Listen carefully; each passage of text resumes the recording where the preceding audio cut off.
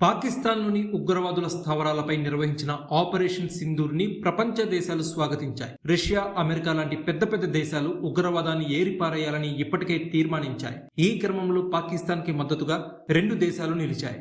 అవే Turkey, Azerbaijan. ఈ రెండు దేశాలు పాకిస్తాన్ సపోర్ట్ చేశాయి. ఆపరేషన్ సింధూర్ ని ఖండించాయి.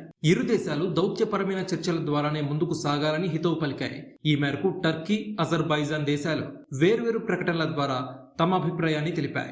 టర్కీ విదేశాంగ మంత్రిత్వ శాఖ ఈ మేరకు ట్వీట్ చేసింది. భారత్, పాకిస్తాన్ మధ్య ఉన్న సంబంధాలని క్షుణ్ణంగా పరిశీలిస్తున్నట్టు పేర్కొంది.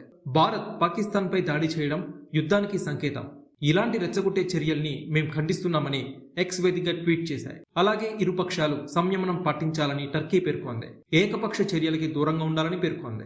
మరోవైపు భారత్, పాకిస్తాన్ మధ్య ఉద్రిక్తతలు మరింత పెరగడంపై తాము ఆందోళన వ్యక్తం చేస్తున్నట్టు అజర్బైజాన్ విదేశాంగ శాఖ తెలిపింది. పాకిస్తాన్ పై జరిగిన సైనిక దాడుల్ని ఖండిస్తున్నామని పేర్కొంది. ఈ దాడుల్లో పలువురు సామాన్య పౌరులు కూడా మృతి చెందారని పాకిస్తాన్ ప్రజలకి సంఘీభావం తెలుపుతూ ఎక్స్ వేదికగా ట్వీట్ చేసింది. ఆపరేషన్ సింధూర్లో భాగంగా జైషే మహమ్మద్ చీఫ్ మసూద్ అజర్ కుటుంబ సభ్యులు హతమయ్యారు. ఆయన కుటుంబంలోని 10 మంది, మరో 4 అనుచరులు మరణించినట్టు మసూద్ అజర్ తెలిపాడు.